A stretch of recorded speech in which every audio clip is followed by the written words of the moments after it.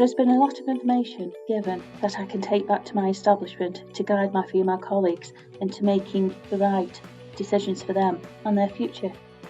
Through the POA, there have been lots of policies and structures already in place, but now I know where to find them and can help my colleagues do the same.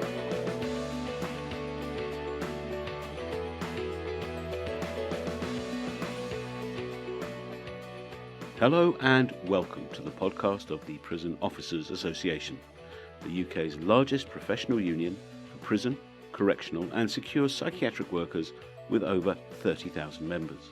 The voice you just heard was Bev from HMP and YOI Werrington in Stoke-on-Trent, and one of the participants in the POA's first ever Women's Networking event. In this episode, we will be looking back at the event and hearing from those most closely involved, either as an organiser, a participant, or a guest speaker. This is what Michelle from HMP Style had to say about it. It's definitely exceeded my expectations, and it's been really empowering being amongst a group of women who were all sharing the stories and keen from learning from each other's experiences. It's been really nice how comfortable everybody's felt in the group to speak out and share their experiences. It's been brilliant. So how has the event changed your view of the union then, of the POA, and if so, in what way? It's definitely highlighted that they are actually working for our issues and they're looking at female-specific issues and taking them quite seriously. Because I think a lot of the time we feel like we're not being taken seriously in our workplaces. So yeah, it's definitely nice to see the work they're putting into it. And what will you take with you from the event back to your branch or workplace that you think will be able to make a difference? There's loads. So for me, a lot of it is just about sharing the information and getting that information out to other colleagues and managers, because there is a lot of things where the information is out there, but it's so well hidden and it feels like it's gatekept a little bit. So hopefully just having that information on hand. But what was the purpose and objective of the event? What was its size and shape? And did it match up to expectations? Here's Sarah Rigby from the POA National Executive Committee. There's been just over 20 women probably in the room at any one time. That includes some of the guest speakers, because some of them have sort of stayed on and listened to the conversation generated after they've spoken or in the build-up to them speaking. From everywhere, a couple of girls from Northern Ireland and across the country. We wanted to make sure we targeted as many prisons as possible, because ideally we want them to go back to their prison and then support women in their workplace, help signpost them, support them. So it's been good actually to get people from a lot of different prisons in the room together. I just think we've raised awareness of the difficulties that women can face in the workplace, and we've probably raised awareness of the support that is available, and saying that there is support available. However, it needs to go a little bit further yet. There's still more work to do. But it's been really good to hear from the front line what the issues are, just to focus our attention really on the areas that need the most work as we move forward. It's been good, and I think we got the number just right as well, because everybody's participated and everybody's shared their experiences, which we're really grateful for, because without that it wouldn't have been as much of a success as it has been. And I think there will be positive impact once they get back to their prisons and tell people what they've done and what they've learned and stuff. I think it'll be really good. NEC member Sarah Rigby. But let's hear more from those who attended the event. First, we have Kirstine, who is the POA branch chair at HMP Oakwood. Then there's Hayley, whose home establishment is HMP Cardiff, but is currently on secondment as a staff support lead. And then Karen from HMP Low Newton in Durham. It's definitely exceeded the expectations, and to know that these, the POA are fighting for real issues. It's comforting to know that it's going to help women in the workplace, but it's also going to help future generations coming up into the workplace. But I think it's good to know that they're continuing to chip away, challenge policies, and just to make things better for the workplace. I think is a really good thing. What I'll be taking back is for women going through menopause, products available to them whilst they're at work. I think that will make a massive difference in the workplace. This week's been really, really informative and really good, and I look forward to more like it. It's give us the opportunity to network and learn what other jails are doing really good and what jails are not so good, but picking up effective emerging practice of people that we can take back to our own establishments. But also it feels like it gives you a voice. You only hear what you hear about the union from the committee, but I think we don't realise how much the union are doing behind the scenes for staff. And so for me, if I was back in Cardiff, or when I do go back to Cardiff, I think I would play more of an active role in the union. The union are supporting women in the workplace and how much they're keen to support women in the workplace, but also just all the information and the support that is there and the stuff that's being looked at, and making sure that every site is aware of what's out there for women in the workplace. But yeah, I think there's loads I've learned that I'm keen to share with wellbeing leads and everything within my jails, but also with my team who can share with every jail across the country. I wasn't 100% sure, what really we'd be talking about. I guess it's been very insightful for me, I think, and I guess listening to like other people's experiences as well. And I think it's quite important to learn that we're not on our own. Yeah, and I think the sexual harassment side of things has really opened my eyes. Because I've been in the job for 31 years, and and I'm used to the banter that we call it, and I guess it's a learning curve for me to sort of realise like it can be a dangerous thing, to be involved in, so it's kind of made me take a step back and think. I'm a POA rep anyway, so I know all the good work that we do on the shop floor, and I know what the great work that NEC do. But I guess it's just taking that back to my branch and just putting it across to be quite mindful how we are when we're out and about doing our thing, because we all get involved in the prison service language, if you like, because I work in a female jail, and I think it's really pushing that we have a voice. I think that's the big thing, and try to encourage people not to be scared to speak out. And certainly from the packs that we've got from these last 2 days, I mean, you probably know yourself, trying to find stuff on the internet is really hard. So the information that we've got now, I'm going to put it out there, tea rooms, everywhere, so that people, when they're coming, just sitting down, they might think, oh, what's this?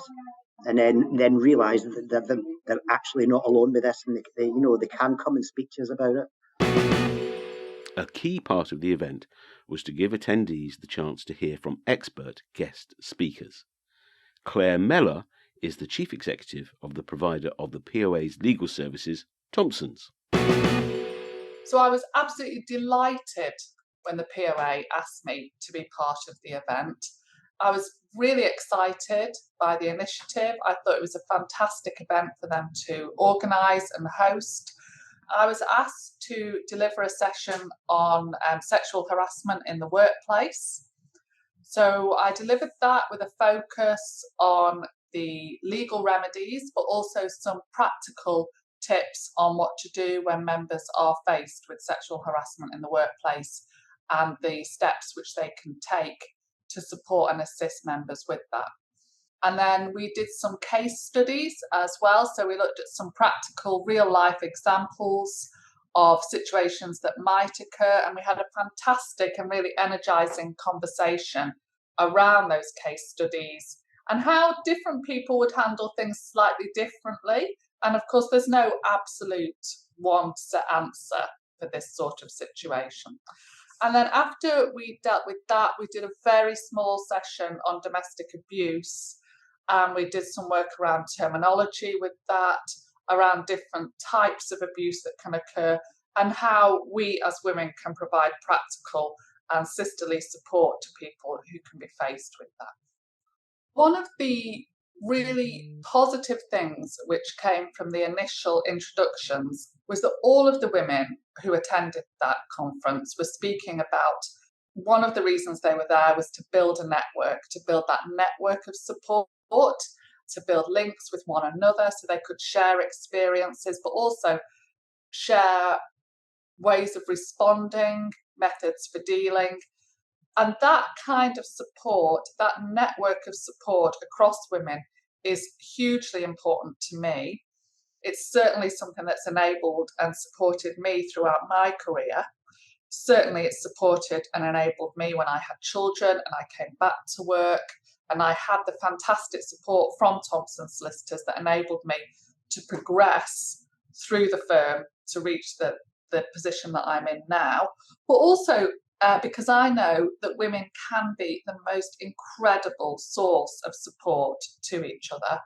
And I know that when we support one another, we are much stronger together. And of course, that is a fantastic example of trade unionism, working together as the collective and the strength that brings. So I thought this was a fantastic example of that, and a fantastic example of how women could come together in a safe space. Obviously, people spoke about sensitive, confidential issues, but they did so with that real knowledge and assurance that everyone in the room respected their confidentiality, but also that everyone in that room was there with the same goal, which was to support one another, but also find a way to amplify our voices and amplify our role. I think it's a really great example of how the POA works as a union and how the POA actively supports its members, that it gave its full support to this sort of event taking place over a number of days, and that it really encouraged and enabled that to happen. Also guesting at the POA Women's Network event was Kudsia Batool, Head of Equalities at the Trade Union Congress. Kudsia explained that her remarks at this event could only ever be about how to tackle the factors that are known to create disadvantage for women.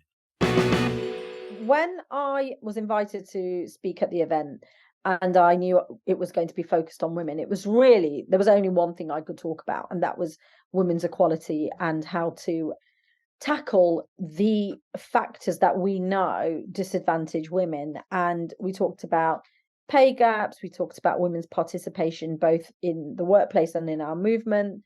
We talked about women's representation in leadership roles, and again, both in movement and in jobs. And really importantly, we talked about the eradication of violence against women and girls and ending sexual harassment, and also how workplaces and workplace policies really need to change and adapt to be more inclusive of what it's like to be a woman at work. And did you find that the audience was receptive, almost intuitively understanding of what you were leading the discussion on? I thought they were absolutely brilliant, and I found it really insightful to listen in to the session that was on before mine, as well as my own session, to hear the contributions that POA women were making around their own experiences in their workplaces, their own journeys to get there, and really, really importantly, lessons that they had learned and the solidarity they had for each other and for other women. And really, there was a whole range of, the tough lessons we learn as women in the workplace, that just getting on with it is one of those things we have to endure, all the way to how do we turn those lessons into positive energy, into real change, so that women in the workplace don't have to have those experiences. So real solidarity and sisterhood. And I was so happy to be there and happy to hear from those women who are doing the toughest jobs in the most toughest of circumstances and trying to do the absolute best.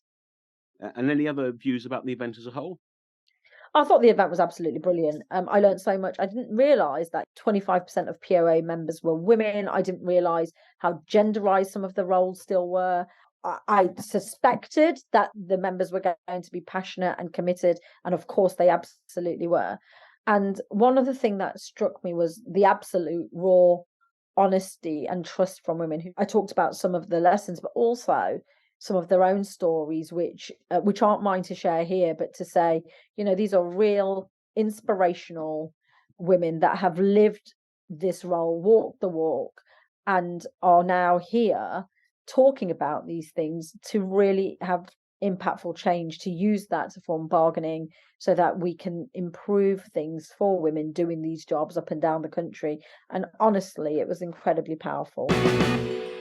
Given that this event was a new initiative for the POA, unsurprisingly, it caused many of those present to reflect on how they viewed the union. Let's hear from Alice from HMP Littlehay, Claire from HMP Bullingdon, and Amrita from HMP Hume. It's nice to see positive changes. I mean, certainly for my POA at my establishment, it's very male dominated. We've only just got our first female rep on the committee, so that's a really positive step in itself. But to see all of these amazing women striving to make a difference, and men as well, like striving to sort of help women and actually addressing so many issues that are there, it's just really positive, really positive. So what do you think you'll take with you from this event back to your branch or workplace that you think will really make a difference to how things are done there? I think the key word for me is definitely knowledge, but also the support network that we've kind of built up over the last few days. You know, we've met some incredible people and we've formed this incredible bond, I guess. But it's knowing where to signpost people and to help, and actually what people are entitled to and what should be happening, and then the changes behind those as well of what should hopefully happen in the future. But yeah, keyword definitely knowledge. Yeah, it's definitely surpassed my expectations. I didn't really, as it's the first one, I didn't really know what to expect. No one has ever been to this before because it didn't exist before. So yeah, it's been so good. It's been really thoroughly covering all of our issues and certainly lots of open discussion. And really feeling heard by the POA. Definitely changed my view of the union, like allowing grassroots members, I'm not on the committee or anything, to attend events like this and have my voice heard at that level. It's exceptional, really. I feel really privileged to being able to take part. The amount of information that we've been given to take away, to cascade down to members, it's can maybe the ability to change people's lives and their experience of working for the prison service through the tools that we've been given through this 3-day workshop. It's been excellent. In the last 24 hours, I've just been speaking so highly about the course. I've been a little bit impressed and overjoyed with the calibre of guest speakers and the content of the course. It has absolutely lived up to my expectation. You don't really know what's really going on in the background and just how much of a punch our union colleagues have. But when they put courses like this together, and such an empowering course, I might add, and an educational one, that's when you feel the calibre of the union that actually comes to the foremost, because it really has been amazing course, and I've personally learned a lot. Yeah, I'm going home with plentiful information, plentiful support from all aspects of our industry. There's multiple people now that I can do networking with and talking to and refer, which I didn't have 48 hours ago, you know, and even let alone the candidates on the course. I've now made some new contacts within my own colleagues today, you know, and it's just been absolutely perfect that we can all talk about women's issues in the workplace and actually have that sort of connection and respect and empathy and understanding, because you can feel very alone sometimes as a woman in a workplace, and this has been highlighted on this course. And now all of a sudden it's just like, wow, you know, you don't want to use words like sisterhood, but that's exactly what you are. You know, you've got this group of very professional, understanding women and men who are happy to support women in the workplace that I can now go to, and they will more than happily give me the support or put me in the right direction to help myself and some colleagues. It's been absolutely outstanding. I am so pleased I attended it. The event also heard from 2 civil servants from the Ministry of Justice, HR business partner Tracey Varela and Andrea Mistry from the Ministry's Tackling Unacceptable Behaviours unit. Both Tracey and Andrea reflected on the enormous value of talking about the challenges faced by women prison officers with women who have the lived experience of these issues themselves. So the 2 areas I covered is supporting women in the workplace through menopause and supporting carers in the workplace. That's the two areas that I've focused on. Has anything particularly surprised you? Was there a greater resonance? Is this actually quite a new experience for you in the position you're in the MOJ to be able to engage with this sort of audience?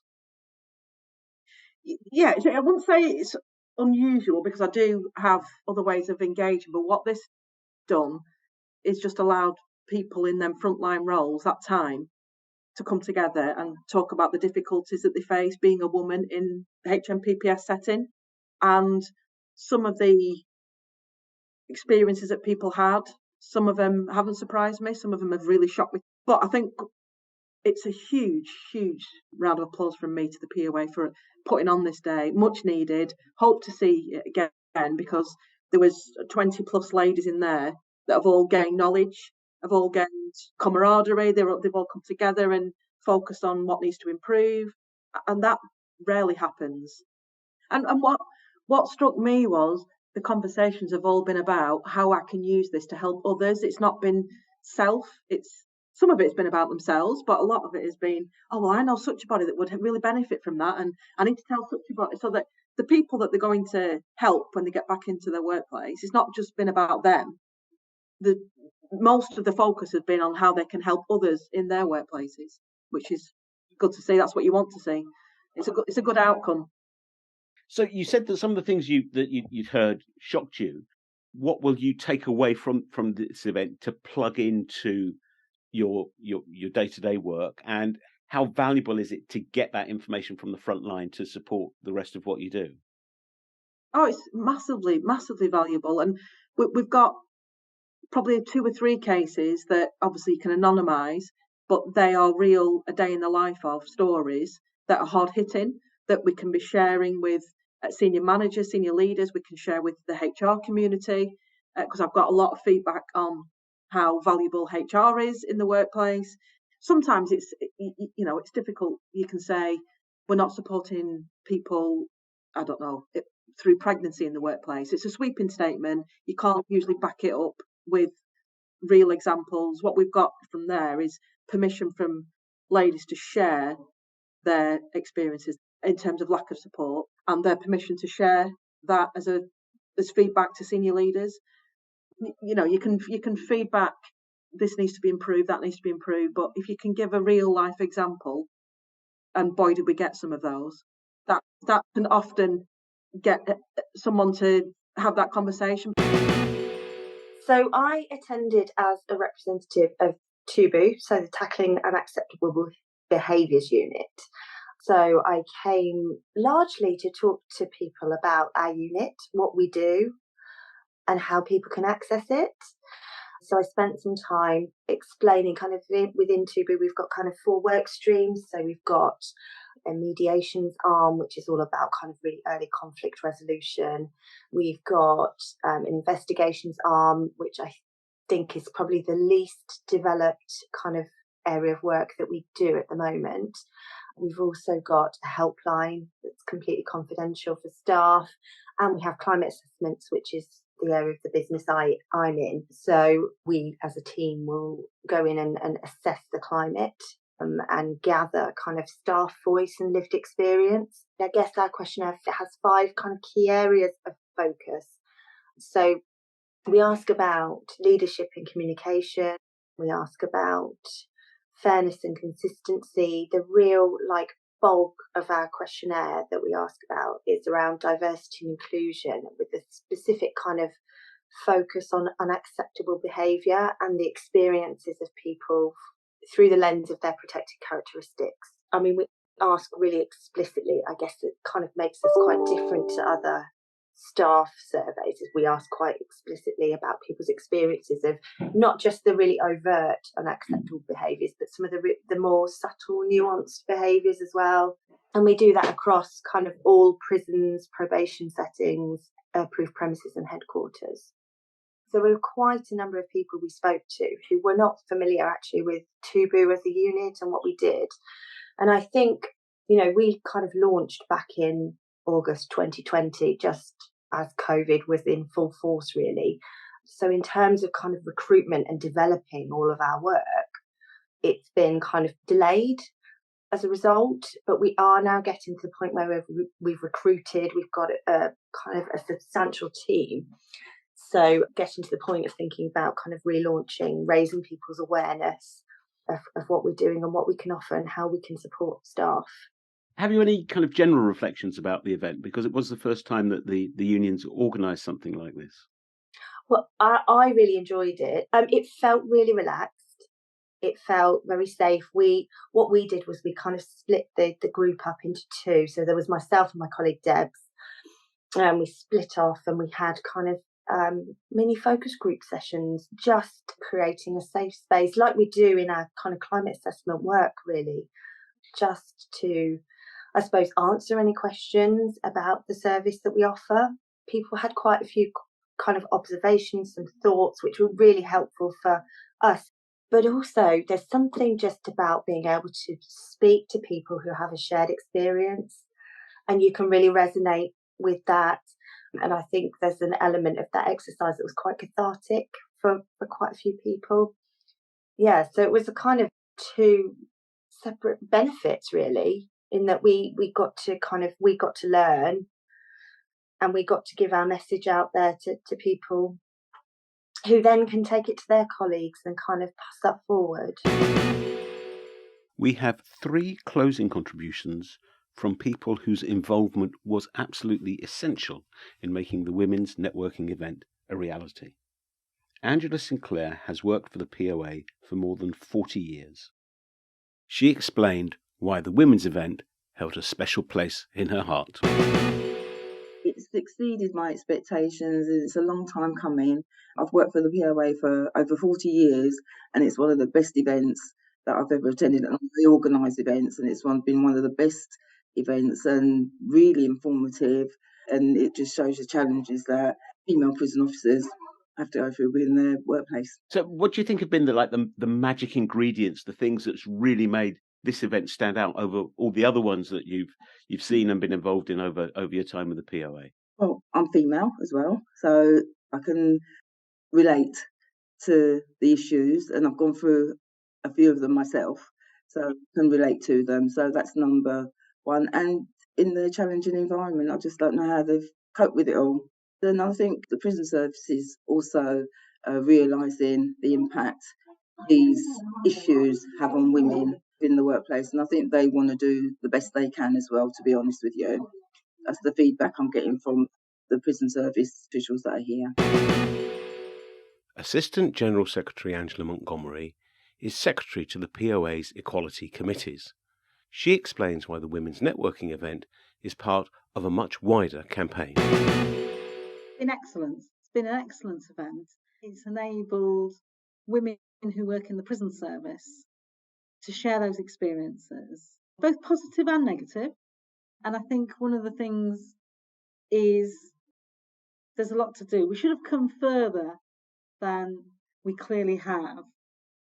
And I suppose what strikes me is that HMPPS is the Ministry of Justice.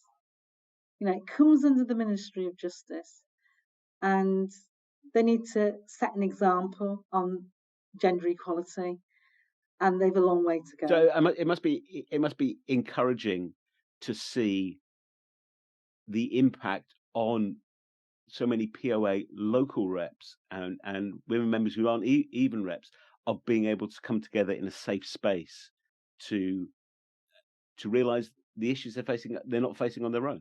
Absolutely, because I think they often do feel like that, or they're made to feel like that. And I think what's positive is that they've shared the experiences of negativity that they've experienced, and they do feel, well, actually, it isn't me, it's the way the patriarchal structure is within HMPPS. And I mean, on one level, I find it quite shocking that 30 years ago, other organisations managed to say, yes, we'll give people flexible working.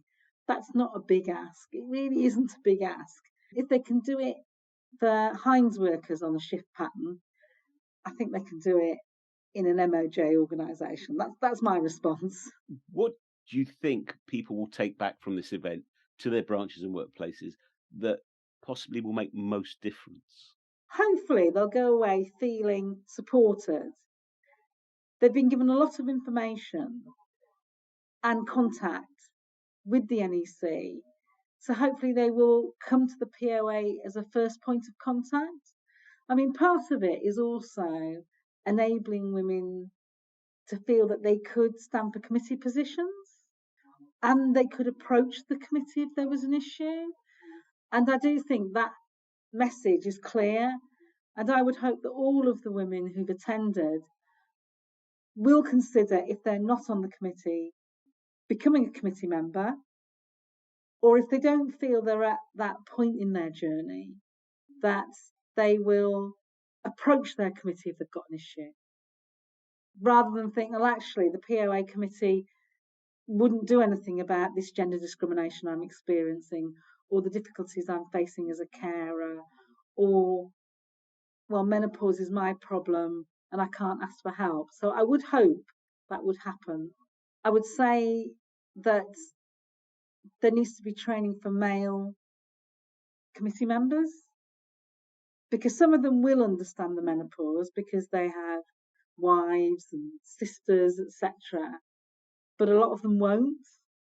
And I think it's important that they do understand it and are sympathetic and supportive, because the key thing for, I think, all the women, what they've talked about is they want support.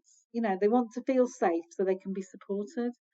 And if they get brushed off, then that's really unhelpful. I mean, I would like to see a female committee member, no, at least one female committee member on every POA committee. I don't think that's a big ask. Not when 25% of the membership is female. It's not a big ask, is it? Because I do think women, I mean, a lot of the male committee members are brilliant. You know, there would be no issue with a woman going to them. But the women don't know that. And they might, and often they would feel more comfortable talking to another woman. Finally, NEC member Jackie Marshall summed up what the event meant to her and the union. It's been absolutely fantastic. The girls have really enjoyed it. They've learned so much information for them to take back to their establishment and share with other women there. It's been a really good event. We've had some excellent speakers on. We've got high-profile speakers. We've had the Chief Exec of Thompsons, Clare Mellor, came on Tuesday, gave a speech. We've had the Head of Equality from the TUC. She came on Tuesday, and the speakers have just been fantastic. Right, so is it fair to say it's not only met your expectations, but exceeded them?